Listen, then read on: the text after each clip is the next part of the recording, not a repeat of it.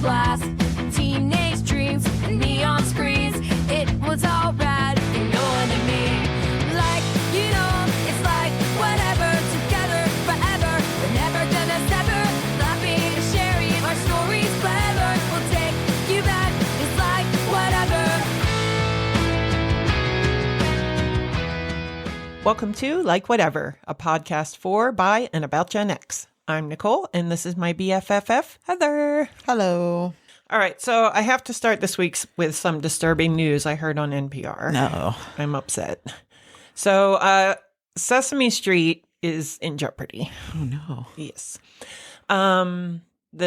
So let me read this from NPR. The Sesame Workshop will downsize significantly, announced President and CEO Sherry Rollins Weston on Wednesday in a note to staff. The layoffs came about 2 months after Max said it would stop distributing Sesame Street episodes after 2025, and within a day of more than 200 of its employees asked for Sesame Workshop to recognize that they want to form a union. Casts like puppeteers, crew, and writers had already unionized, said the statement in the OPEIU Local 153. So, yeah, they want to unionize. I think this is probably going ahead, but I think it's a 10-year contract they had with HBO, and now they want to drop it, and it doesn't sound like there's a whole lot of interest. That's a shame. It breaks my heart.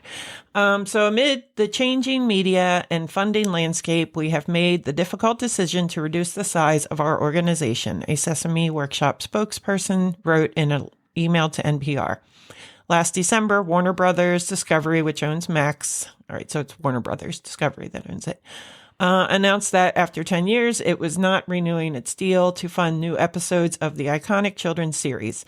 At the time, the corporation said its priorities had shifted and that Sesame Street was not as core to our strategy. I don't know. I feel like we've all learned to read from Sesame Street. Yeah. But times are different now. I'm going to die on this hill. I know. It's sad.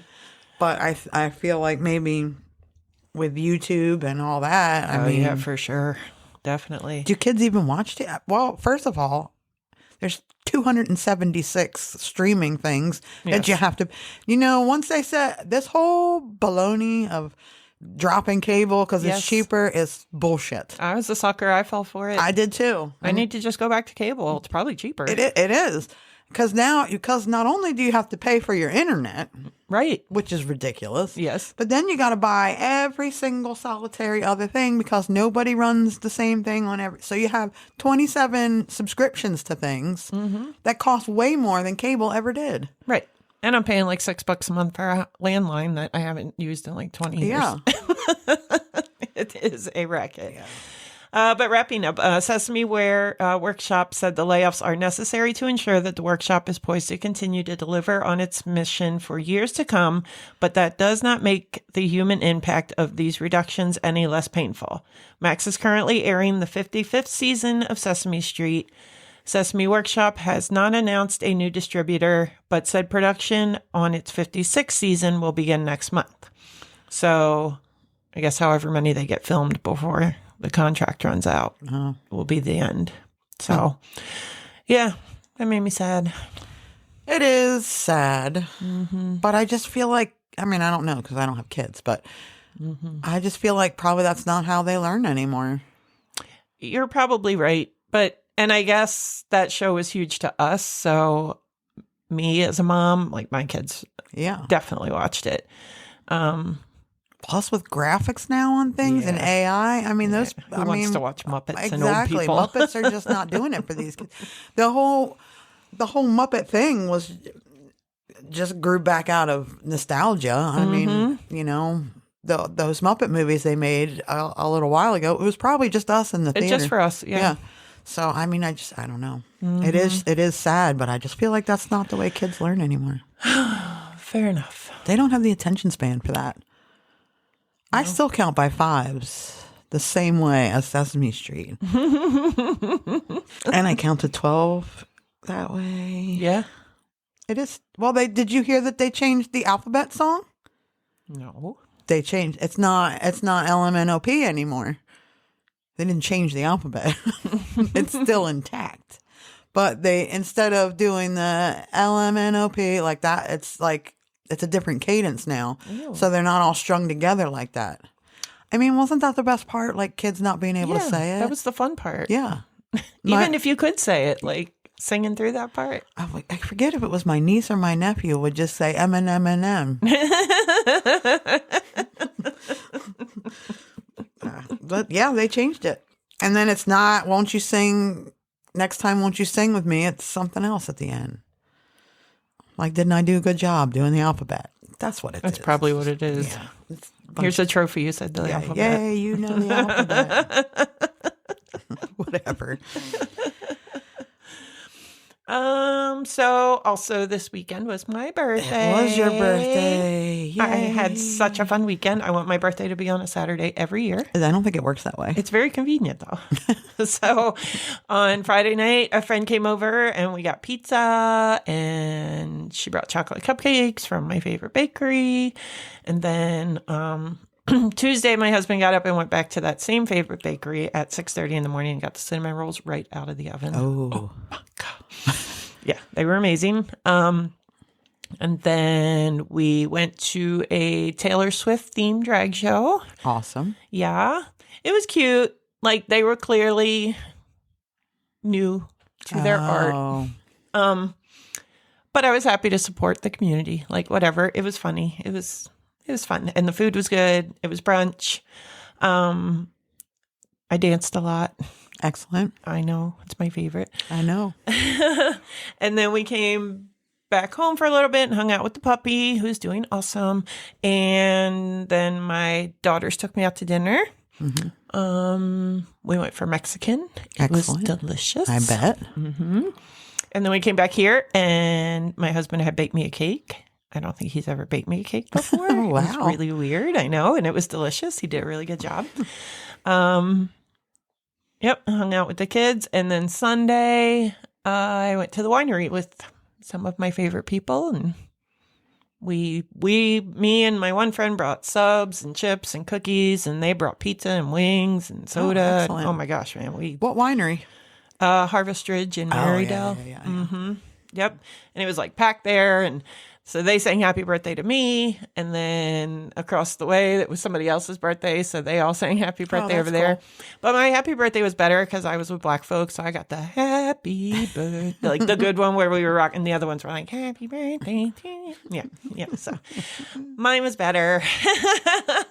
You know who has a really good vineyard? Salted Vines in Frankfurt because... I'm not a drinker. I was going to say, do you drink wine at all? I don't care for wine. I like sangria because I like it sweet. It has to be super sweet. Mm-hmm. I can drink Moscato and I can drink sangria. So Salted Vines has a sangria slushy. Yes. And during COVID, you could get them to go. Ooh. Because I don't drink that so much. So I am a lightweight when it comes to drinking. Mm-hmm. And true story. It's better to have them at home than to. But yeah, they have really. Highly recommend. And then my husband pulled a real Gen X move on the way to the brunch because he was like, "Do you have the tickets?" Yes, I have my phone. Oh, they don't have tickets anymore. No, and I miss that too. Yeah, I remember going to like Ticketmaster. Yes. And like, what do you collect now? Nothing. Screenshots. Right, exactly. That you're never going to print out. And that's you're never going to see it again. That's the thing with taking photos. Mm-hmm. Once you die and your phone gets whatever, that's it. Those pictures aren't going anywhere. Mm-hmm. Nobody is downloading your pictures off the. It's just not happening. Nope. Well, thanks. For that doom gloom. Oh, look. Earlier, she tried to put me in the septic tank. I did. So, she deserves it. It's a long story. I come up missing. It's because I'm in the septic tank. Well, now I can't put you in the septic tank. Because I don't want to be in the septic. Feed me to the pigs. I don't have pigs. I have a septic tank. There's a pig farm around here somewhere. I have no doubt. In my mind. Yeah, well, we're in Delaware. There has to be somewhere. Exactly. So, anything? I just wanted to say, like, that Gene Hackman stuff is just so sad. It's so sad, and it shows how twisted our brains are and how much shit that we watch on TV, because her dying first never once occurred to me. Not a single time did I think maybe she died and he just couldn't take care of himself. Because she was so much younger. So yeah, but she was still 67, which is young. Yeah. But that's certainly old enough to pass away, and she was sick. But like, why was no one checking on them? That's what I thought too. The other day I was like, why was nobody checking on them? Yeah. Like you probably knew your mom was sick if she was that sick.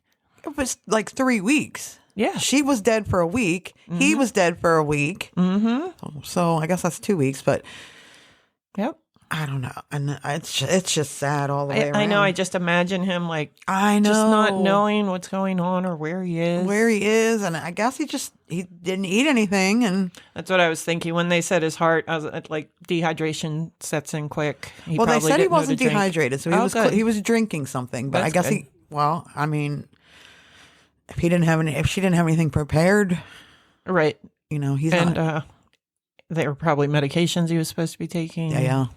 Probably heart medications, and that's really sad. I mean, what horrible after such a amazing life to go out that way. I know, and that's just it. Like, that's the Alzheimer's thing. Just it's so cruel. It is. For everybody. For everybody. It's just a shame. Yep. And then also the dog that was in the kennel, I heard it had just had surgery. Yes. So that's why it was in the kennel. Yes. And it starved. Yes. It's just. So it is all completely normal to explain, but and that's why the door was open. They had a junkie grandson that broke in, and I was like, she had it. I had all kinds of theories. But that's why the door was open. He probably was going in and out of the door at some point. He's probably looking for her. Yeah, and never shut it. Yeah. If it was like her bathroom or something. I think the problem is when they straight out the gate told you that those pills were spread everywhere. That was just immediately you're thinking. Yep. Was, oh, well. Right. You know, murder, suicide, or... I'm just glad they'll stop telling us it wasn't carbon monoxide. We're like, okay, no shit. You told us that within like 30 minutes of finding out. Okay. We got it. We got it. Yeah. Everyone has tested it. It's not there. I did just want to take 1 second and tell you that I did want to give a shout out to the podcast Free Nights and Weekends. Yes. It is also a Gen X podcast, and it's really good, and you should give it a listen. Yeah, I agree. That's all. Yep. All right. So before we get into this week's, we're going to add the social information at the beginning of the podcast. I totally forgot. So that you actually... She just literally told me this. I did. 10 minutes. Well, it's over 12 minutes because we're at almost 13 minutes. So like 15 minutes ago, she told me, and I just forgot that fucking fast. So we're on all the socials at Like Whatever Pod. YouTube is Like Whatever Pod, and the L and the W are capital. And is it all one word or is it? It's all one word. Okay. That might get you there. Yeah. So I don't know. That might get you. Try that. If not, I don't know what to tell you. It's there. Google it. Or just find us somewhere else. Yeah. I need to add the YouTube link to this. I was all just the other say, socials so that people. Yeah. Duh. Okay. We need to put that on there. Right, yeah. I'll do that. It's on the Tickety Talk. No. Yes. It is. It does link it to the Tickety Talk. Okay. Good. Yeah. There you go. Yeah. All right. There we go. All right. So, let's fuck around and find out about Gen X fears. I'm excited. Namely irrational ones that we were raised on. I mean, my sources came from history.com, Christ and popculture.com. Well, that is my biggest fear. Jesus is coming back for me. Scary. You did everything all wrong. I know. Trust me. And McGill College. All right. So the first one I wanted to get to was quicksand because, like, I still have an irrational fear of quicksand. I live a block from the beach my whole life, and I have always been afraid of quicksand. And it's a thing there. It is, but it is extremely rare. All right, so You've never been on the beach and had your feet swept out from under you. yes, I have. All right. Despite being realistically unimaginable for adults today, one of the things that terrified Gen X as kids that turned out to be no big deal was finding themselves battling quicksand. Whether it was a children's book, a wise tale from a neighborhood friend, or a late-night action movie on TV, many Gen X kids were convinced that the biggest worry they'd face in adulthood was getting stuck in sand. Yeah.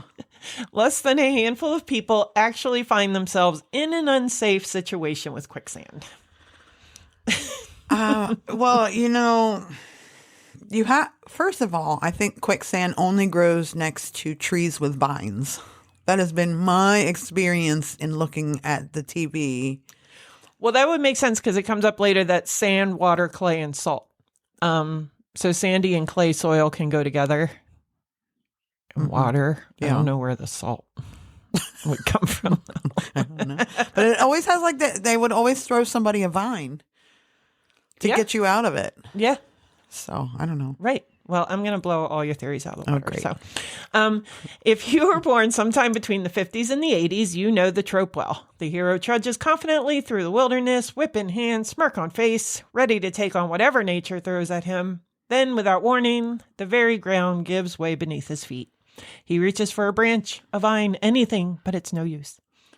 He's been sucked down into the earth. In a matter of minutes, he'll have disappeared and his quest will all be for naught. Quicksand is exceptionally rare, requiring a rather unusual confluence of ingredients. So what you're saying is I'm not going to get stuck in quicksand. I mean, it's not impossible. Okay. So yes, the ingredients, sand, water, clay, and salt, have to mix at the exact right ratio. So it's not even having those things together. They have to be exactly right. To the extent that it exists, it's not all that dangerous. You might get stuck in the stuff, but you won't sink in over your head. As a mixture of water and rock, quicksand is far too dense. You can try as hard as you want to sink in a substance denser than you, but it's not going to happen. Some of us are denser than others. While quicksand can and does kill people from time to time, it never does so by swallowing them up, never to be seen again. The best it can hope to do is hold you in place until you die from dehydration or exposure, one of the slowest and least dramatic deaths possible. Well, I mean, that's pretty fucking terrible way to go. It is. I'd rather just sink down and Yeah, drown. right? Yeah. I would rather be crushed with quicksand. You know what I think it is? I think it was from when Atreyu, the swamp of sadness. Like I perpetually live in the swamp of sadness. So, but man, I think that might be where That's a lot of Gen X trauma. that fucking That movie. scene. That whole movie, That but that scene is. The Rock, man, like, I love The Rock, man. I fucking love that movie. I know. Never ending story. In case you. Yeah. If you haven't seen it in a while, watch it. If quicksand is really so dull, though, how did it become such a popular trope in cinema? And how did it disappear just as quickly? So in the first place, the so-called Age of Exploration, also known as the Age of Evil Colonialism, lit up the public imagination with the idea that there were endless possibilities for what could be found in the world.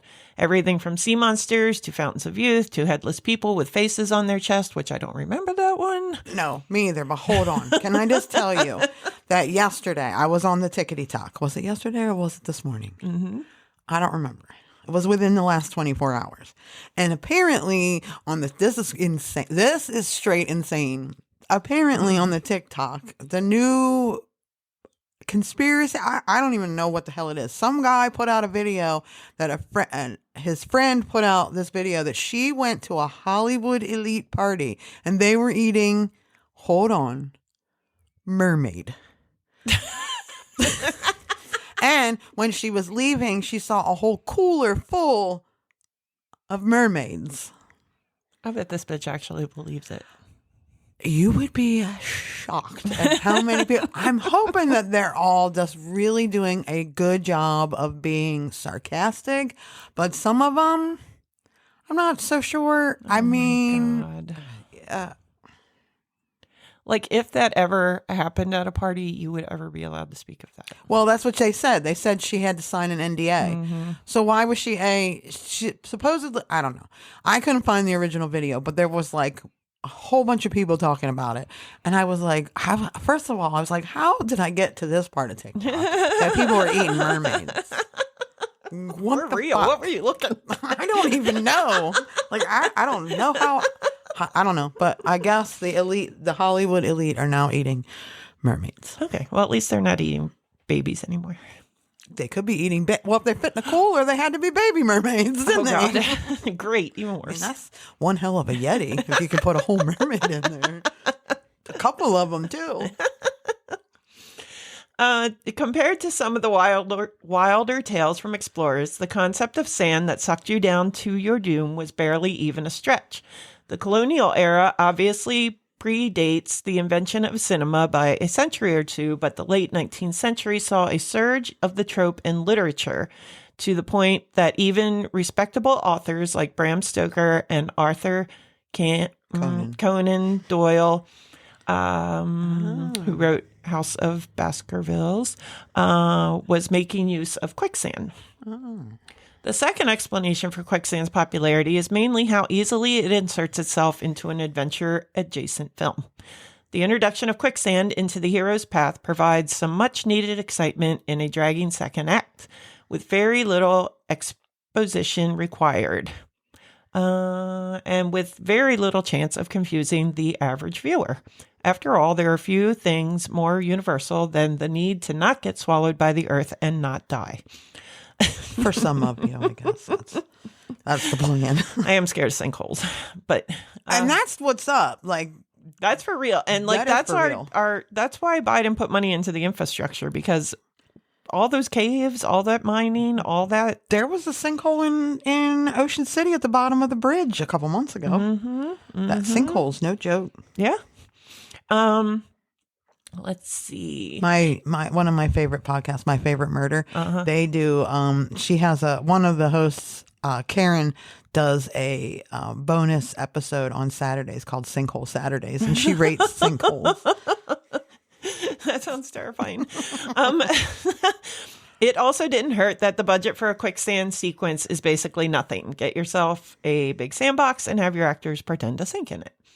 The sudden surge in the troupe's popularity stemmed from its inclusion in the multi-Oscar winning film Lawrence of Arabia, in which T.E. Lawrence's servant boy Dodd is shown getting swallowed up by the stuff. The historical Dodd actually died of hypothermia. From there, it is just a matter of time before quicksand was popping up in everything from Adam West's Batman series to Gilligan's Island to Get Smart to one of my favorites, Blazing Saddles.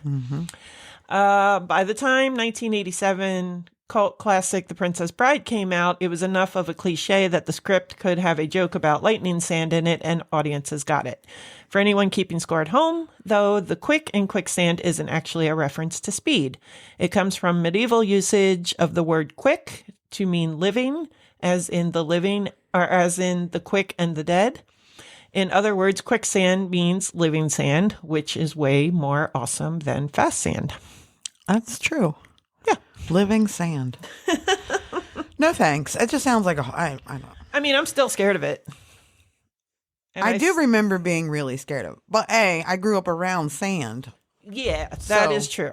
And I was just scared of everything everywhere. because I had a lot of anxiety. So, And the bay, like I told you before about my little boating adventures, when you got out and had to walk it, the bay has like mud. a foot of gook on the bottom. It is sticky. And you sink down in it. And then when you go to pull, it's like a suction cup. It is. It's a struggle. No, you're right. But I didn't die. No. Obvi. All right. Sadly. The next one I wanted to talk about, because this was another huge fear of mine, although I don't know why I was never anywhere near it, but the Bermuda Triangle. The first time I went to the Bahamas, I was like, uh-oh. But I didn't disappear. No, and I, as an adult, have been fascinated with it and have tried to like the fear was so deep and real that I tried to find proof, and facts and stuff, and everything you watch is just theories and stuff, and it's very unsatisfying for me. Well, because most of the planes that disappeared and it either got caught in a storm or something like that, ran out of fuel. I mean, you're got going over disoriented. a very large body of water, and we were not really With a lot of hurricanes in it. We weren't master aircrafters, Especially back that then. area. There's like a hurricane highway right there. Yep, exactly. Yeah. So yeah, and it's very deep. So yeah, you go down the middle of nowhere, you're going to sink to the bottom, and you're not going to be seen again. Like, it's not that crazy. That is a true story. But it's not nearly as exciting. All right, so it's not uncommon for people, regardless of age, to fear the things they don't understand, according to a study from the Journal of Anxiety Disorders. While these irrational and sometimes rational fears evolve over time, characterizing people's coping mechanisms and self-soothing behaviors into adulthood, it's not completely surprising that things like the Bermuda Triangle or quicksand were some of the things that terrified Gen X as kids that turned out to be no big deal. As they grew up, they were able to replace fear-driven narratives and stories with factual evidence and research, hence me trying to find an answer. Well, and then you also replace those fears with like things that Are real. that could actually happen in your life, like Murders. murder, your mortgage, car insurance. Like, these things became Your way children. way more important than whether you're going to get sucked into quicksand. Yeah. I'm still scared of it, though. Alongside the feelings of autonomy that adulthood presents, a reminder that you don't have to go to the Bermuda Triangle if you don't want to. That's true.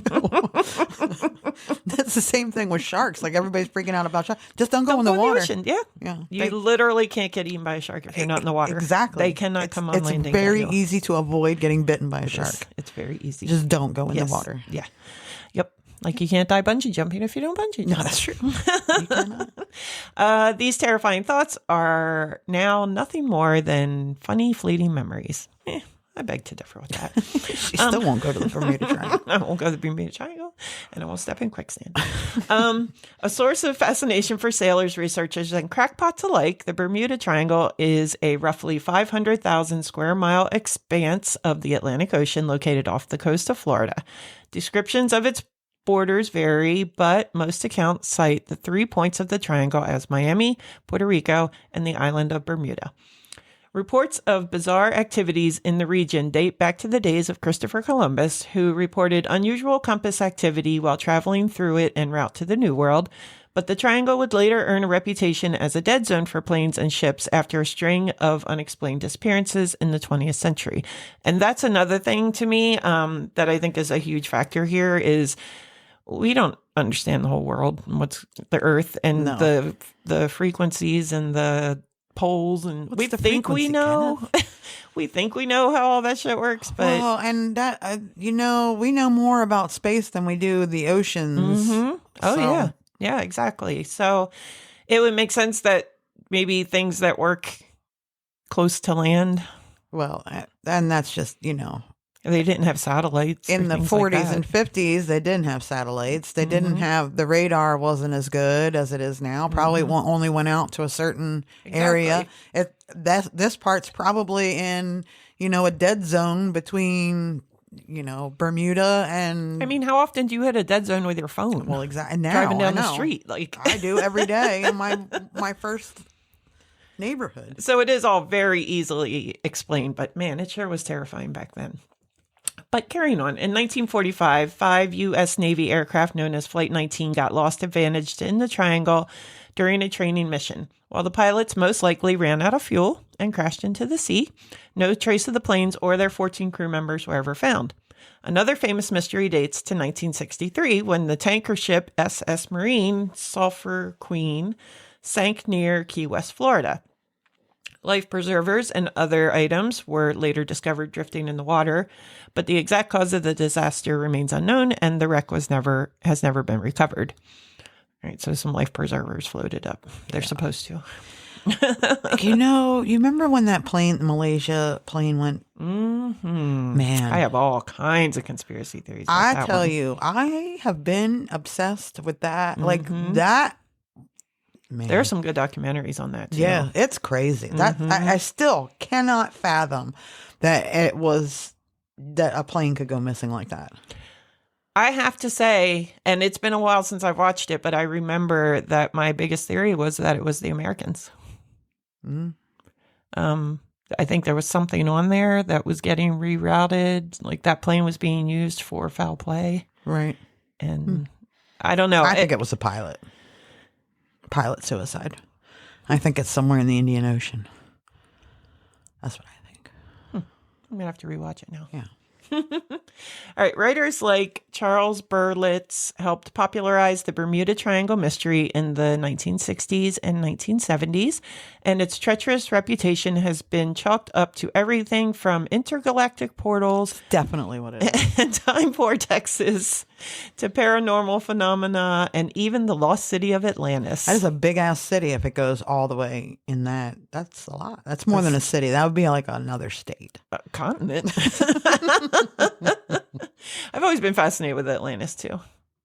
I think I buy into that because it's pretty, but Yeah. I mean, it's like a fantasy land.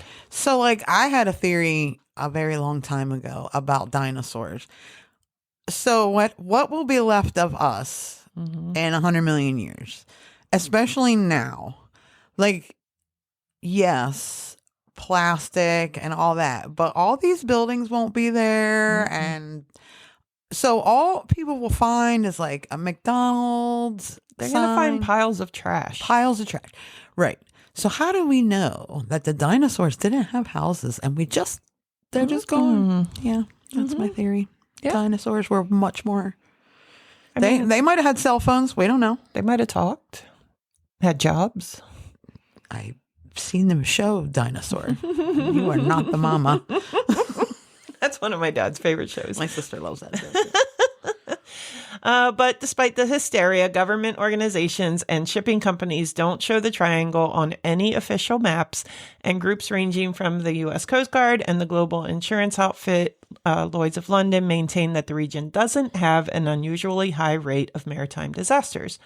Other skeptics note that the triangle sits in an area famous for rogue waves and storms, and they blame any disappearances on extreme ocean depths and the effects of the Gulf Stream, which can combine to quickly erase all evidence of plane crashes and shipwrecks. I mean, that's the real fear y'all should be worried about. Fucking rogue waves. That is insane. Oh my God. Like, I'm very comfortable on the water. Like, I grew up on boats out in the Yes. ocean, all that. But The thought of a rogue wave.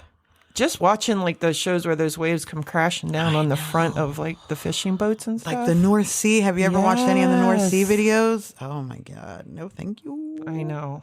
It's scary. But those rogue waves, like every time I was out, okay, I've been on cruise ships that go to the Bahamas. So you're down in that general vicinity. And at night when it's dark out there and like the whole ship is lit up, right? But it's just the chance of a rogue wave just knocking the shit out of that boat. Like it will just knock it. And then they all look top heavy anyway. Like they Yes. look like they shouldn't be allowed Well, to float didn't that anyway. happen a few days ago? I don't know Because about like these I remember seeing a cruise ship just in the past week that tipped and all the pools emptied out. Oh, and really? They were in the kitchen and all the stuff was sliding. I have been on some rough cruises to the Bahamas. Like in December, it gets pretty rough. And there was a couple of them where one, we couldn't dock. Oh my gosh. So we had to take an extra day at sea because they couldn't dock. And it was rolling pretty good. I also have, grown up on boats, so that doesn't bother me. Because I've been on the freaking ferry when I've been like when they have been like, this is the last ferry going because we shouldn't even be running this one. Yeah. I have been on that ferry and it has been a 75 minutes of pure terror. So, but yeah, it's crazy. So our next one is not necessary. Well, yeah, it did make us fearful, but it is actually legit. This is my biggest fear. I'm not gonna lie. Okay. This is 100%. I am scared to death of this. All right, so it's stop, drop, and roll. I'm so afraid of a fire. I am. Yeah, fire. That would be a terrible way. It's a terrible way to go. Yeah, and even worse to live through, I would think. I would think. let me tell you. Like when 90% of your body has been... just let it go. Please, unplug me. Yeah. Shoot me with some morphine, whatever. I'm not interested in living through that. Yeah. I don't have enough will to live through all that. So. I do have will to live, and I don't me. want to do that. It sounds excruciatingly painful. I can't even take it when I burn my fingers. I know. I bitch about it for like 2 weeks. Me too. While many Gen X kids in the 70s and 80s, and that is funny that you're scared of fire and burning because you worked as a cook for so long. That's why, probably, because I got burnt so many damn times. But you think you build immunity. I mean, you do. I would rather be burnt than cut. Oh, really? Oh, yeah, 100%. I hate being cut. Yeah, cuts do hurt. Cuts hurt for a while. Like Yeah. a burn. And they don't stop bleeding either. Yeah. And you is get annoying any when you're little thing busy. in them. And at least with a burn, like it crusts over. So the skin. You throw some ice on it and move on. Yeah. All right. So while many Gen X kids in the 70s and 80s were taught about fire safety through stop, drop, and roll, the National Fire Protection Association report suggests that there's actually other risks outside of risks like your clothes being on fire that adults should be more concerned about. From grease fires while cooking to knowing how to operate a fire alarm in the home, the true hidden dangers associated with fire safety aren't even the ones that Gen X kids were taught to fear and learn about growing up. Well, probably, here's the thing though. Probably you were more apt to catch on fire back in the 80s because everything was made out of flammable shit. Like Polyester, and every adult in your life was smoking. Yes. And your clothes were, and your house was made of like brick. So the chances of it burning all the way down is pretty slim. But all that plastic and shit inside was melting. your bed was made of flammableness. Yes. Everything was flammable. Very your pajamas were flammable. Everything. I think it was until like my kids were little that they were like, "Oh, these pajamas won't catch on fire." Like, oh, thanks. Good job. The phrase stop, drop, and roll became popular during the 1970s and the 1980s as part of fire safety education for Generation X. It was taught to children to help them respond appropriately in case of a fire emergency, encouraging them to stop, drop to the ground, and roll to extinguish the flames. This phrase became a cultural reference point for that generation, symbolizing the importance of fire safety awareness. So like I said, while that was just a short blurb, and it was a fear as a kid, because by doing that, you were sure you were going to catch on fire at some point. Yeah. You were definitely going to need to know how to do this. You definitely had to know how to stop, drop, and roll. And it was very important. But it is good. Like, you see people on TV, like they'll catch on fire and they're running and their arms are flailing. And you're like, stop, drop, and roll. Yeah. I don't remember. I know they have fire safety now. Well, here's the other thing that I sleep through fire alarms. Mm-hmm. I always have. Mm-hmm. We had one when I was growing up. A pipe broke in the house and it set the fire alarm off. Mm-hmm. And it was literally 2 inches away from my bedroom. And I did not hear it. 'Cause I sleep the sleep of the dead. Mm-hmm. In our apartment now, literally everything sets the fire alarm off. And I have slept through it. And we live in one room. So that is one of my I will burn to death because I will not wake up. Yeah. Now, I know they do still have fire safety. Mm-hmm. Because they have like the fire. Oh, yeah. They have fire engine comes. And the dog. Isn't there some dog in a costume? Maybe. Oh, yeah. The Dalmatian. But I don't know. Does it have a name? I don't know. I'm sure it has a name. Of course. Probably Spot. Or, I don't know. Fire engine. Flamer.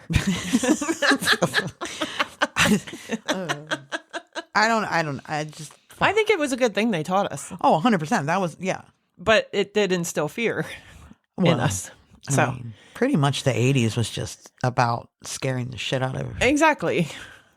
Again, we say, crawl under your desk in case a nuclear bomb falls. Right, because that's helpful. But then you can stop, drop, and roll when you're on fire from the nuclear bomb. From the nuclear fallout. Stop, drop, and roll, and your skin sloughs off. Yeah, yeah. Because it's not fire; it's radiation. Mm-hmm.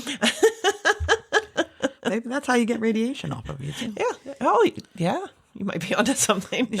Well, because if you stop, drop, and roll, and you're being radiated, I imagine you're just going to roll that top layer of skin right off of you. There you go. It's like shedding your skin. Yeah. Okay. Just like a snake. All right. So the next one is swallowing gum. And I remember truly believing it stayed in my stomach for 7 years. I did too. And I never really swallowed gum. Yeah, and we had no reason to believe otherwise because our parents told us. So, do you know what my mom and dad told my sister? Oh God, yeah. I know she believed it. So when my aunt was pregnant with Vinny, maybe no, it was Nick, because she had to be smarter than that at 10, but 5. Okay, so she was pregnant, and. I have a feeling this is something she still might believe today. So that my aunt ate a watermelon seed. Yes. And that's why her belly was so big. I accidentally swallowed like an orange seed once, and I was so scared. Like, and I could picture the plant growing up out of my stomach, up through my throat. Did you ever hear about that guy that had like a pine tree growing in his lungs? That's insane. I was jealous of that. That would be cool. That would be cool. So afraid of letting gum sit in their stomachs for decades, many Gen X kids refused to swallow gum and grew terrified over the myth of eating their candy. But today, research debunks that myth. As one of the things that terrified Gen X kids that turned out to be no big deal, swallowing gum isn't truly that big of a danger for kids or adults, according to gastroenterologist Dr. Elizabeth Rajan, as long as it's not a constant and regular occurrence. So we're talking about the obsessive people. Don't swallow a lot of gum. Mm-hmm. So while large amounts of swallowed gum can cause digestive issues in young kids, there's no reason to seek out a trash can in certain situations or crash out over having to swallow a single piece. Chewing gum will not stay in your intestines for 7 years. It will not. While gum is not metabolized, broken down, or absorbed, like most food, it doesn't sit in your colon for the better part of a decade. Intuitively, the idea is believable. Gum is sticky and hard to scrape off the bottom of school desks, so the idea that it could become lodged into some corner of your digestive tract is not entirely implausible. However, it is worth remembering that we actually eat a lot of things that we cannot digest. However, some things simply can't be broken down because neither we nor the bacteria in our colon have the enzymes to metabolize it. Fiber is a prime example. Insoluble dietary fiber passes undigested through the digestive tract and draws water into the bowels through osmosis. Again, a little science lesson. I see that. This softens the stool and can ease constipation. Other foods like nuts, seeds, beans, and corn also go undigested and simply pass through you within a matter of hours. The average transit time through your gastrointestinal tract is probably a little over 24 hours. And it did have tips in there if you'd really like to know how fast your tract is. Eat some corn and then pay attention. I don't care that much, but I already know my gastrointestinal tract has massive problems. So you're not worried about little corn. It's not working very well at all. If I ate gum, it might sit in there for 7 years just because. Or maybe it'll patch a hole up somewhere and fix it. Might. Oh, we should ask my doctor. What if I eat a lot of gum? You should definitely ask your doctor. If I eat a lot of gum and swallow it, will that patch up some holes in there? Right. I don't think it will. Nah. Right, and you know what else? Here's the thing, though. It doesn't stick to your mouth. So why in the hell would it stick to your intestines? That's an excellent point. Yeah. Yeah. It's even slimier down there. Yeah. Yeah. All right. Gotcha. What's that? Problem solved. Yeah, there we go. Hey, just don't swallow gum. How about? Yeah. Like, why? Yeah. You keep the paper and you spit in the paper when you're done with it. And you all are not in school anymore. Yeah. You're not running around outside and you ran out of gum. And nobody is stopping you from chewing gum where you got to hide it and then swallow it suddenly. That's not a thing, guys. You're all right. You're adults. Yep. You can spit your gum out. But if you do swallow it, it'll just come out in 24 hours. So you're good. Time it. See what happens. All right. So I just have 2 more of these. And this one really hit home to me because so it's showering during a thunderstorm. And I can't wait for this one. My mother. Yeah. So that's what I want to say. Like, I grew up out in the country. I mean, when it was summertime. We didn't have air conditioning. You left the windows open. You came home and your whole house was covered in green fertilizer because the crop duster had come to do all the fields around you. Right. And so you had to clean all the toxic fertilizer out of the house. So I'm talking country. And we had mosquito that would come and spray for mosquitoes with the crop dusters. Yep. And then we had the really tall antenna, like the one that went way up there, and the little rotary thing. So you'd have to turn it depending on what channel. And that bitch would get hit by lightning all the time. I bet. And one time I was standing by the back door when that thing got hit by lightning, shit. and I thought I was dead. But so, yeah, I did have a fear of this, but let me read real quick. While it's possible to be struck by lightning, both walking around outside or standing in the shower, the odds of it truly happening are close to nothing, according to the National Weather Service. Despite most children being afraid of thunder during a storm, many Gen X kids were taught to fear lightning, with parents who were concerned about it traveling through the pipes while taking a shower or a bath. So yes, the risk is there, as with many of the other things that terrified Gen X as kids, that turned out to be no big deal, but the true reality of having to come face to face with these fears is nothing to spend all day worrying about. So my mom, you can't talk on the phone in a thunderstorm. I might remember, still? You still. Oh. If you call her, she will text. First of all, she don't like talking on the phone anymore at all. But she will text you and be like, "It is lightning." Like, okay, it's not hooked to anything anymore, Mom. I mean, my husband does freak out and charge his phone every time a cloud pops up. He's like, just in case. I'm like, all right, we've lived here 3 years and never lost power, but do you, boo? So my mother in turn made my sister deathly afraid of thunderstorms. Still to this day, she tries really hard to not make her kids afraid, but my sister moved out of the house when she was 23 or 24 years old. Up until that point, she still got in bed with my mom and dad when it thunderstormed. Wow. She is that afraid. Like, that's so sad because thunderstorms are so awesome. I love them. My dad and I would sit out when my mom would freak the fuck out. Get in here. Get in this house. Why are you out there? The lightning's getting close. Oh my gosh. Especially because we lived on the bay. So you could literally watch it come. Yeah. So she gets it from this story that my mom's parents had a trailer down from us on the bay.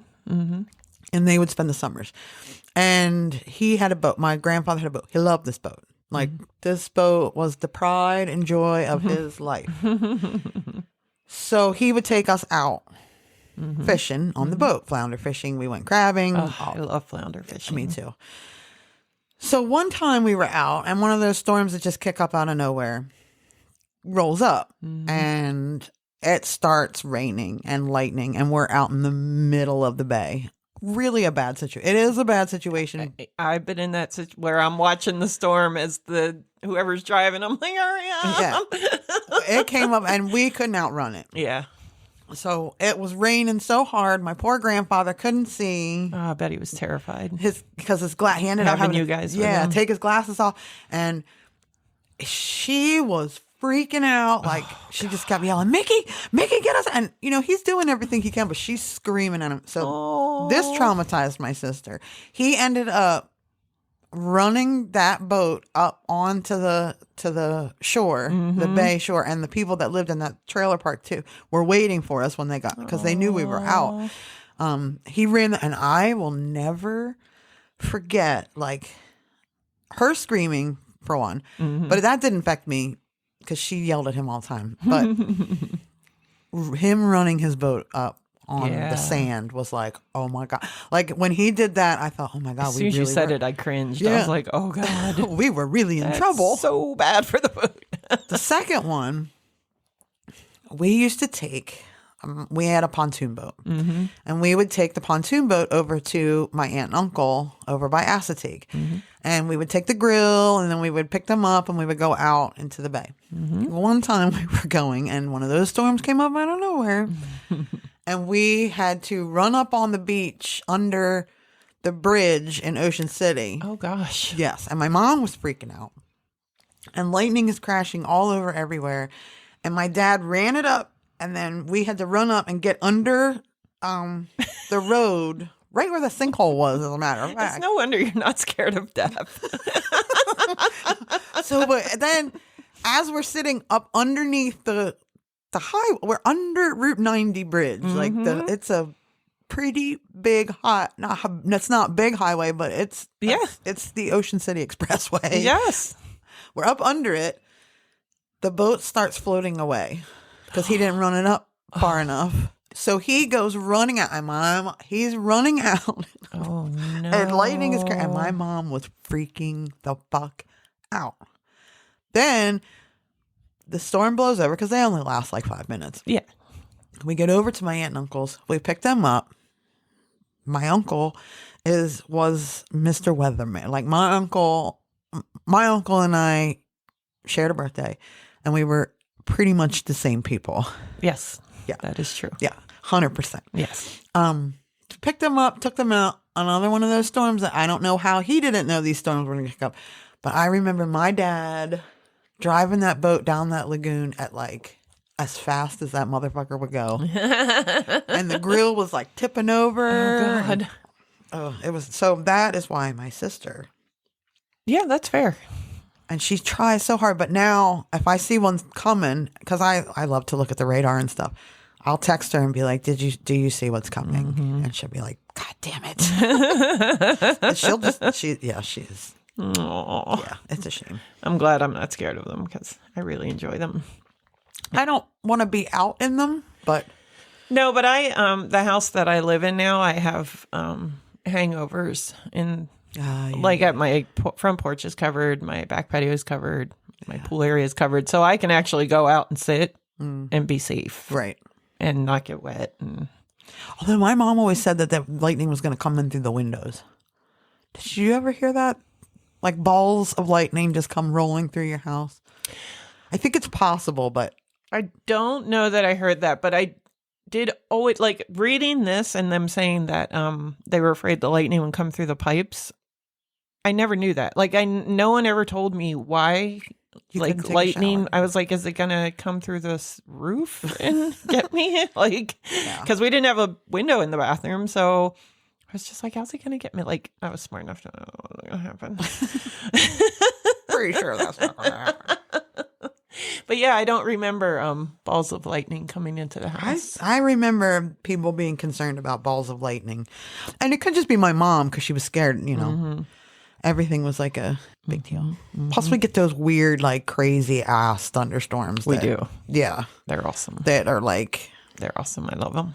wicked. And we're coming up on that time of year. All right. So my last one real quick is about cracking your knuckles too often. I crack my knuckles constantly. You do. And I never, ever did. Just because I don't like bones cracking at all. Like I can't go to a chiropractor because it grosses me out. People crack their necks in public. I'm like, ugh. But anyway, but it's a myth. So one of the things that terrified Gen X's kids that turned out to be no big deal was the fear that they'd develop an illness or hurt their fingers by cracking their knuckles. And although I didn't crack my knuckles, I was still scared of it. And that's probably a lot of why I didn't do it. Now I feel like I have to crack my knuckle. Go for it. However, according to experts like rheumatologist Dr. Eric Ruderman, there's no association between risks of arthritis or any other long-term health benefits for cracking your knuckles. And while parents might have condemned their kids for cracking their knuckles and making unnecessary distractions, Dr. Ruderman suggests it's a harmless habit that can even spark some endorphins in people of all ages and reduce tension and pain. I think that's why I did it. It was, my anxiety thing was I chewed on my cuticles. I did that too. I didn't chew my nails, but I chewed my cuticles, and my mom would smack me in the mouth every time, which didn't help with my anxiety of No. chewing my cuticles. Weird. I chew on the inside of my mouth.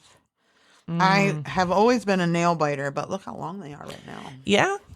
You have gotten much better as you've grown older with your nails. I remember when you had nubs. Nubs, like they were not like bled all the time. Yeah. They were bleeding. I Yeah. remember that. I have gotten better about that. I don't chew them as much. I never really chewed them. I picked them off. I'm better with my cuticles as long as they don't get real dry. Like if I get a good one there, I'm gonna make that bitch bleed. Like, Yeah. I can't. I'll pull them I just off, can't. Scabs. I got to pick a scab. No, I don't do that. Cracking my knuckles. And I hurt my back the other day. And actually the muscle relaxer is making me feel a lot better. But Good. the last 2 days at work have been, I think it's not a pulled muscle. I don't really know what I did. I think it happened when I was trying to clean my refrigerator out. Being Gen X. Yeah, it was, we all, I twisted the wrong way. You breathe too hard. Yeah. So yesterday, I did it on Sunday. Yesterday was Monday.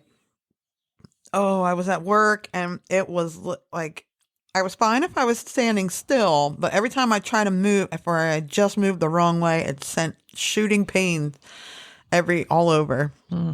And yesterday, it took my breath away quite a few times. And the problem is you have to bend over so much and pick stuff up. Yeah. And then today was even worse than yesterday. I had to take a couple I breaks. can't even imagine how bad it hurts your feelings when you drop something. Funny that you say that because this morning I did drop my keys, because we have these special It always keys happens. that open up cluster boxes. So we get them. They hand them out in the morning. You have to sign for them. Mm-hmm. And I signed for mine, and I turned around, and they flung out of my hand somehow and onto the floor. And I did. And the line is really long, so you can't lollygag. Yeah, you can't be lollygagging there. Mm-hmm. And so I would just and I ended up kicking them halfway across the room. Get into an area where you can take your time. Yeah, I can't pick these fuckers up right now. And one of my supervisors would walk by every couple 15 minutes or so, and she'd be like, "Back still hurt?" I'm like, "Don't talk to me." I can't breathe. So I'm hoping that it will work itself out. Because in school, when you had those desks, I think we should have been able. Yeah. I say I didn't crack anything, but I did do that. Those desks with the thing. It was the perfect the pop. little table that was attached, and you could and it would hit just exactly the right spot. Although I will say that's probably about the spot that's always hurt me my whole life. So if I did it in excess. I don't think it was excess. I mean, I don't know, but I might even pay money to get one of those desks again. For real. I don't go to a chiropractor because I say they're witch doctors. Same. That's freaky. I don't like them. Yeah. No thanks. I agree. I don't like to be touched. I don't get massages. Yeah. I don't want nobody, no strangers. I don't even want people I know touching me. No. So That's why I don't touch you. yeah, I know. You have cooties. I do have cuties. Not currently. Yeah, so I am big on cracking knuckles, toes. Like the thought, I just cracked my toes. I did always crack now. my big toes. That was an anxiety thing, but I've outgrown that. But I do still crack the cartilage in my ears. I don't know. I'll just push on them like this. Huh. And I don't even realize it. I never knew you could do that. You probably can't normally, but I've been doing it my whole life. I don't think I can. Mine crunch when I push on them. I know that sometimes my shoulder will pop. But are all these things just us getting old, or Some of them, yeah. My ears have always cracked. that's weird. I can wiggle my ears. I can't. I can wiggle my ears. I can touch my tongue to my nose. I can't. I can turn my tongue upside down. I can do that. Can you curl your tongue? No. My mom can't either. I can't cross my eyes. Nope. I just said it. I can't do anything weird with my eyebrows. So my sister and I both can wiggle our ears. My mom can't. My dad can't. So I don't know. Maybe we don't belong to either one of them. That wouldn't surprise me. She can do hers independently. Wow. Mine both wiggle at the same time. Impressive. Yeah, she's good. She's She's got good. skills. She's good at wiggling her ears. I'm trying to think of what other fear. Yeah, so I'm trying. There was one that I actually wanted to put in here and I didn't, and now I kind of wish I did. So I'm just going to bring it up with no knowledge really of what I'm talking about. But Okay. It was our fear of barracudas and piranhas. Okay. Uh-huh. I do have my dad made me feed a bear because Why doesn't that surprise me? my uncle had a condo in Florida, and it was a private beach because he was fancy, much fancier than he. Anyway, he couldn't afford it. So we would go He down. just want to be fancy. Yeah, he was. He had this place, and so we would go down a couple times a year, and it had a private beach, and so we would go snorkeling all the time. My sister again got chased by barracuda all the time. I don't know why they picked her, but she did scream and come running out for barracuda all the time. So in our family, barracuda is an actual real. I don't think they tried to bite her or anything. I think they're just doing barracuda things. Well, what I read was that, well, yes, it could happen. And there was a movie that came out in 1978 called Piranha, which didn't help anything. And I do remember that movie. But piranha typically, they're in very specific areas in like South America, and they tend to attack like animals. And I mean, when are humans really? It said even fishermen who fish waters that have piranha don't care about piranha. We had piranha for a little bit. I knew somebody that had a pet piranha. My husband does aquarium maintenance, and we always end up with the misfit Obscure fish. stuff, Yeah. that like somebody wants some. You're like, oh, that's a good idea. Oh, no, wait. Yeah. So they don't. You can stick your hand in there. I mean, if they're hungry, they'll bite you. But any of the freaking clownfish we have right now will bite your finger. I had a very aggressive cichlid when I was married to my ex, and that thing, I mean, I'm surprised it didn't knock itself out hitting the glass trying to attack you when you were near it.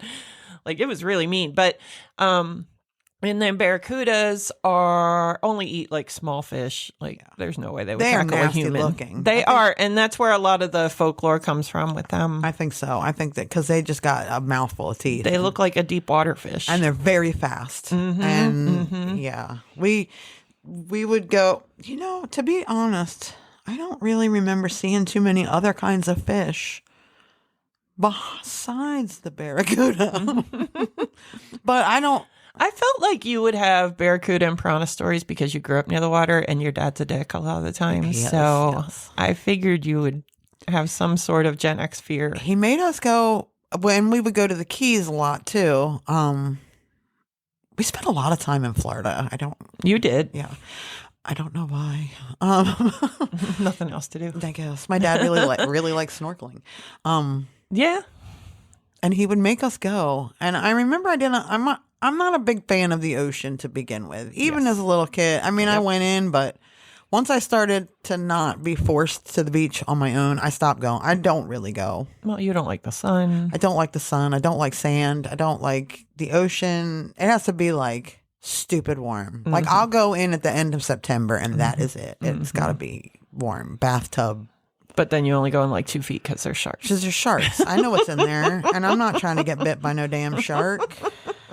And I know that they're not trying to eat me, but if you bump into them, they might be like, bitch. Times are tough for sharks too. You know, they need you catch them in a bad mood. They just snap at you because there was a freaking hammerhead in the bay that they saw. They come and lay their little babies in there. And the great whites are getting real close to this area. You should get the have you ever seen the O Search? I think so. Is that the one around Ocean City? No, they tag them all over everywhere. Oh, okay. It's called O Search, and they tag sharks specifically, but they tag turtles too, sea turtles. My uncle that lived over by Astig, they were out fishing one day, and something really big went under their boat, and they were telling me about it, and I was like, oh, you know, blah, blah. And there was one of the real big great whites in the area, and it had gone. Oh my God, I would shit my pants. It had gone under their boat. Yeah, they not just around here. They get way too close to the shore now. They do. Well, they're running out of food. We're eating all their food. So that, you know, we deserve to get bit by sharks because we do. Stop eating their goddamn food. Yeah. Or stay out of the ocean. Exactly. You know, you're not going to get bit by a shark on land. They don't come up that way. They don't. Usually. Although, have you ever seen the other guys? No. With Will Ferrell and Marky Mark. No. That's one of the things. Like Marky Mark keeps bullying Will Ferrell, their cops, and Will Ferrell turns it on him, and he was like, "What? Your tiger's gonna come get my shark? My shark will evolve and learn. We might not be able to stay on land for long. Maybe 10, 20, 30 minutes, but we'll get there, and we'll create a chain, and we'll come and we'll kill your family."